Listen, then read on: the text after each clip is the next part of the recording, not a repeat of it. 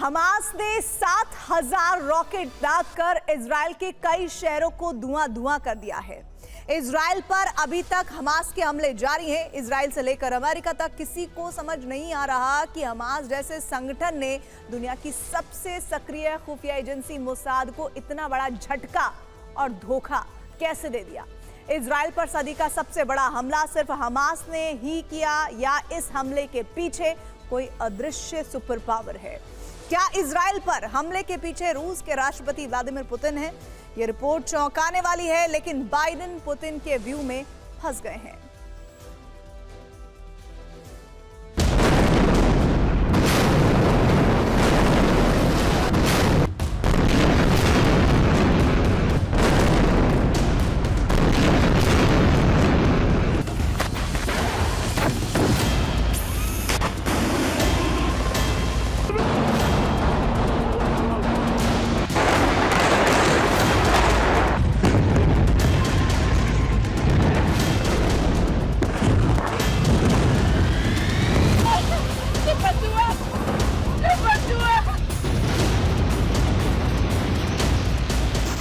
जिस वक्त इजराइल पर एक साथ हजारों रॉकेट बरस रहे थे,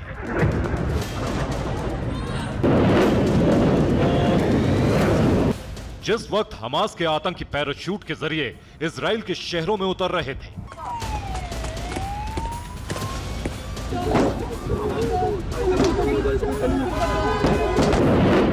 जिस वक्त फिलिस्तीनी ग्रुप इजराइल में कत्लेआम मचा रहे थे,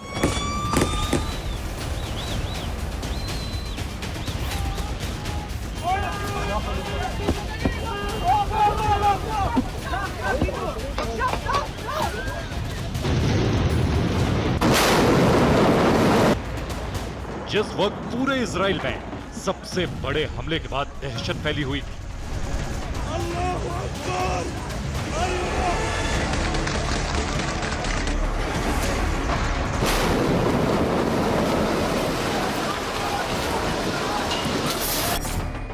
उस वक्त इजराइल में खुले नए वॉर जोन से 4,000 किलोमीटर दूर रूस की राजधानी मॉस्को में पुतिन अपना 71वां जन्म दिवस मना रहे थे।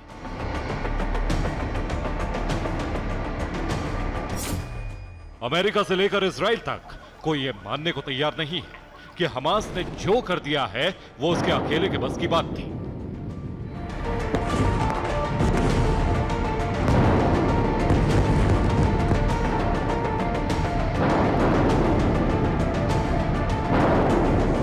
किसी को यकीन नहीं हो रहा है, इजराइल पर सदी का सबसे बड़ा हमला हो गया है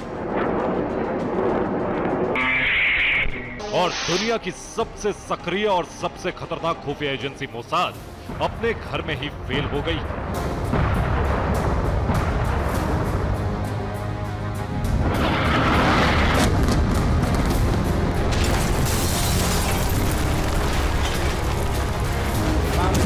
इजराइल को सबसे बड़ा सदमा लगा है। इजराइल में नरसंहार हुआ है। अब इजराइल इस कत्लेआम का बदला क्रूरता से लेने की कसम खा चुका है।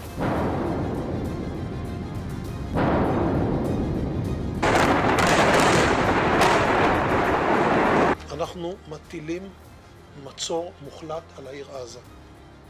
אין חשמל, אין מזון, אין מים, אין דלק.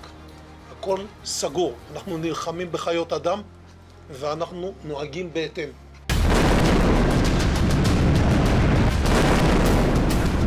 लेकिन सवाल यह है कि हमास जैसे एक आतंकी संगठन ने इजराइल जैसे ताकतवर देश की फौलादी ढाल को कैसे तोड़ दिया? हमास के लड़ाके इतनी आसानी से इजराइल के शहरों के अंदर तक कैसे घुस गए?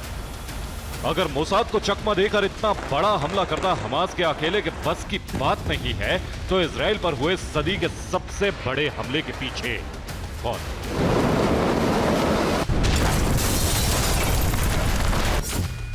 जो खुली आंखों से दिख रहा है वही सच है, या मिडिल ईस्ट में छिड़े इस महाविनाश रण के पीछे रूस के राष्ट्रपति व्लादिमीर पुतिन है?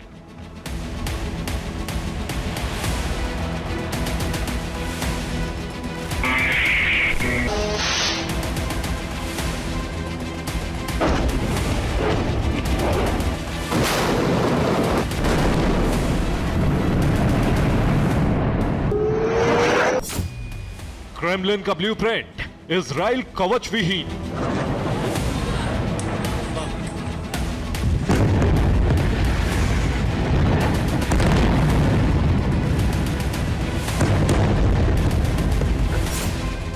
इजराइल विनाश, पुतिन का ढाई चाल।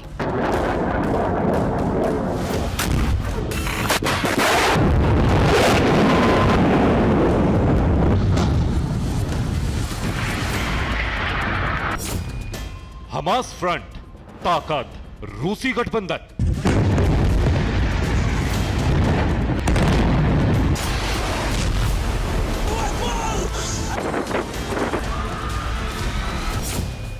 पुतिन व्यू में बाइडेन, इजराइल बचाएं या यूक्रेन।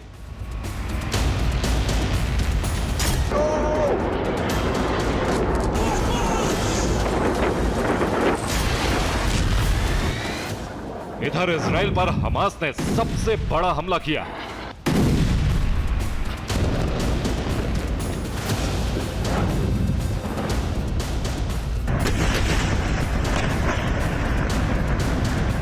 इजराइल ने पूरी ताकत से हमास को कुचल देने की कसम खाई।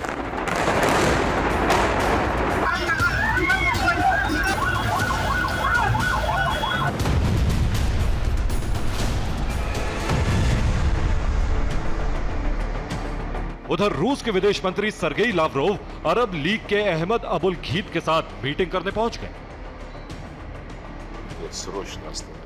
ये जरूरी है न केवल इस लड़ाई को तत्काल रोक दिया जाए, बल्कि इस बार फिलिस्तीन के मुद्दे को हमेशा के लिए हल कर दिया जाए। कई दशकों से फिलिस्तीन मुद्दा हल नहीं हुआ है। इस वजह से नागरिक इसका शिकार बन रहे हैं।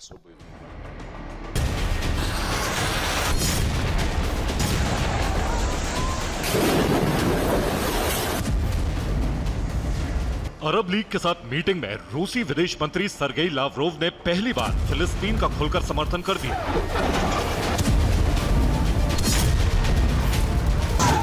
पुतिन की इस ढाई चाल ने यूक्रेन को खुलकर मदद दे रहे अमेरिका को बुरी तरह से फंसा दिया है।